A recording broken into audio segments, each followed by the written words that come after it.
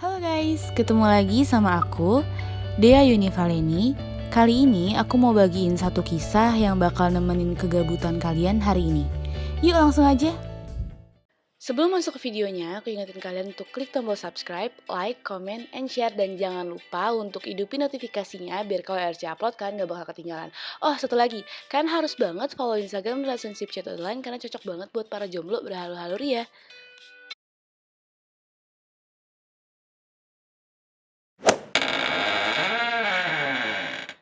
Gue mau ceritain tentang rumah gue. Jadi, rumah yang sekarang orang tua gue tempatin dulunya adalah rumah tetangga yang udah lama kosong karena pemiliknya meninggal dan anak-anaknya tinggal di Jakarta. Singkatnya, nenek gue ngebeli rumah itu. Karena banyak bocor sana-sini dan kayu-kayunya udah rapuh, akhirnya rumah itu cuma dijadiin gudang tempat penyimpanan barang-barang dagangan nenek gue. Iya, dulu nenek gue buka usaha warung sekaligus jadi agen buat warung-warung kecil.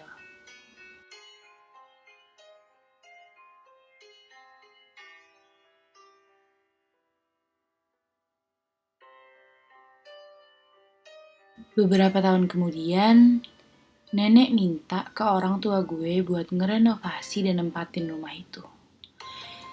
Setelah selesai renov di awal tahun 2008, keluarga gue pindah ke rumah itu. Setelah gue sekeluarga, ayah, ibu, adik gue dan gue pindah, banyak kejadian horor yang gue sekeluarga alami di rumah itu. Pertama, tiap malam tertentu selalu aja kecium kayak bau wangi bunga melati atau bunga kenanga gitu. Dan kalau ada salah satu anggota keluarga yang mencium wangi itu, pasti langsung nyeletuk. Nyium wangi gak? Semua cuma bisa ngangguk dan ayah selalu jawab, ada yang lewat. Hehenya ayah gue di sini mengisyaratkan kalau yang lewat itu bukan orang. Kedua, di area dapur sampai kamar mandi, sering nampak bayangan hitam tinggi yang lagi seliweran. Kadang arahnya dari dapur ke kamar mandi, kadang sebaliknya. Semua anggota keluarga pernah ngalamin ini, tapi kita semua masih fine-fine aja. Karena kita pikir selama mereka nggak ganggu, ya masing-masing aja kan. Kita dengan dunia kita, mereka dengan dunia mereka. Ketiga, pertengahan tahun 2011, ada tetangga sebelah rumah gue yang meninggal karena bunuh diri. Malam setelah pemakaman tetangga gue ini, ayah dan ibu gue kebangun dari tidur mereka karena mereka kaget sama suara orang lari-larian di atas atap rumah gue. Atap rumah gue memang kombinasi dan beton dan genteng. Jelas dong, ini bukan suara kucing atau tikus. Ini suara orang lari-lari. Ayah sama ibu denger suara itu cukup lama sampai akhirnya ayah kesel karena suara itu ngeganggu banget.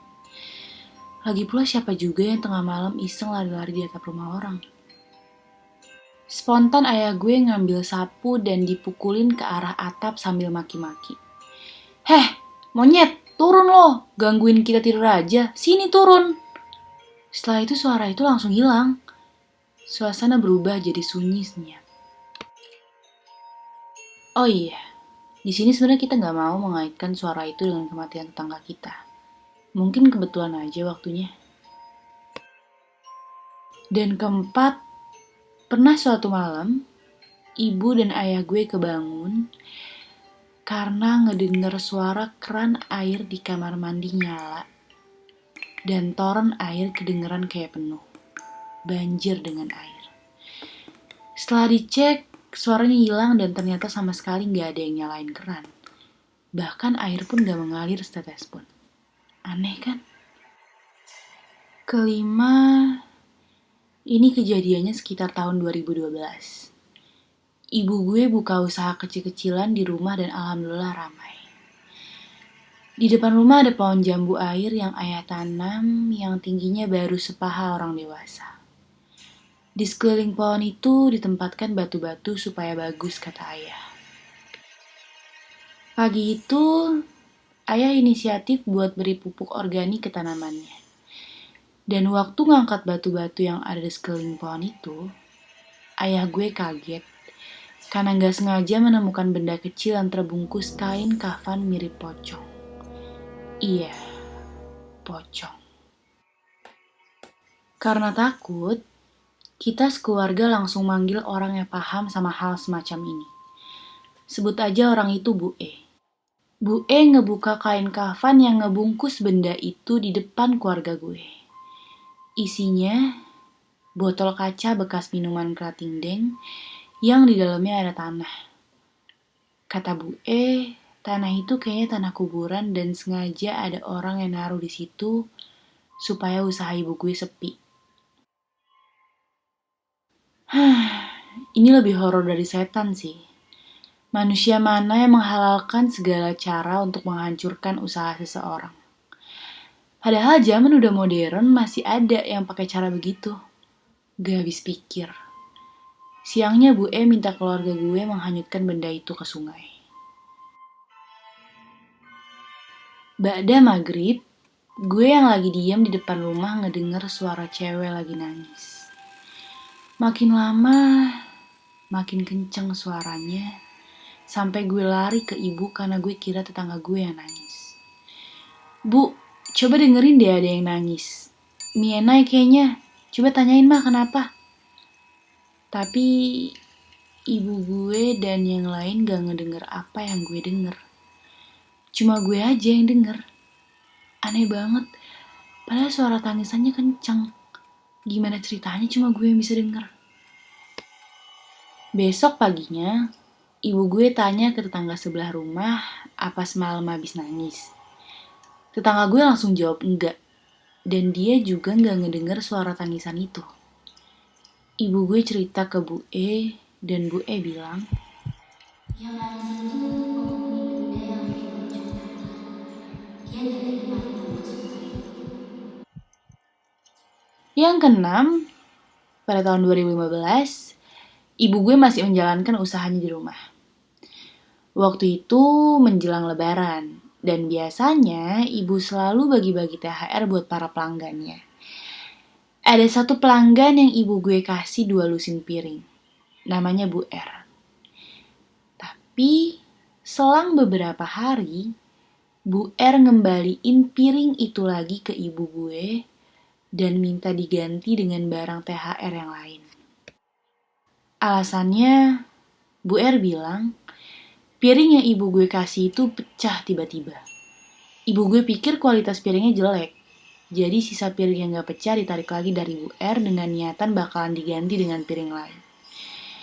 Piring-piring itu disusun dan disimpan di atas meja dapur. Dan setelah maghrib, keluarga gue dikejutkan suara barang pecah. Iya, piring itu pecah dengan sendirinya. Bukan pecah, lebih tepatnya melayang, lalu meledak hancur berkeping-keping mental sana-sini sampai pecahannya terlempar ke semua penjuru dapur. Keluarga gue yang ngeliat kejadian itu langsung dibuat melongo dan mencoba menghindar supaya gak kena pecahan piring. Gimana bisa piring tiba-tiba melayang dan meledak sendiri? Ini udah gak masuk akal. Keluarga gue tanya mulai dari Pak Ustadz, Pak Kiai, sampai ke orang pinter, dan bener aja dugaan keluarga gue. Lagi-lagi ada yang gak suka sama keluarga gue termasuk usaha ibu gue. Wallahualam deh. Yang ketujuh, ini kejadiannya tahun kemarin. Jam 2 dini hari, adik gue gak bisa tidur. Kebetulan posisi kamar dia ada di kamar ketiga. Dia ngedenger suara berisik kayak banyak orang ngobrol di belakang rumah. Padahal belakang rumah gue itu kebun. Mana ada coba yang jam segitu ngerumpi di kebun. Tanpa berpikir negatif, adik gue ke belakang, berniat menegur orang-orang itu supaya gak berisik. Sesampainya di belakang, ada yang ngetawain adik gue dari atas pohon. Tidak lain tidak bukan, itu adalah Mbak K. Otomatis adek gue langsung lari ke depan rumah. Ini yang terakhir.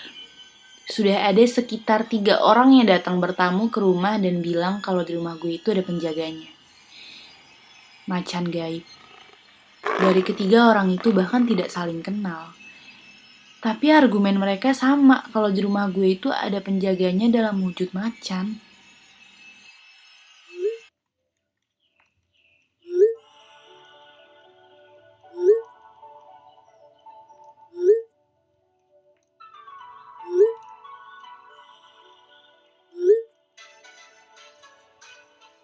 Dan sekarang gue udah gak tinggal lagi sama orang tua karena gue udah menikah dan gue ikut suami. Tapi tiap minggu masih suka nginep di sana. Dan si sosok hitam itu masih eksis seliweran di area dapur. Walaupun rumah gue horor, suasana horor di rumah masih kalah sama suasana kehangatan dan kekeluargaan di rumah gue ini. Makanya keluarga gue masih pada betah di sini.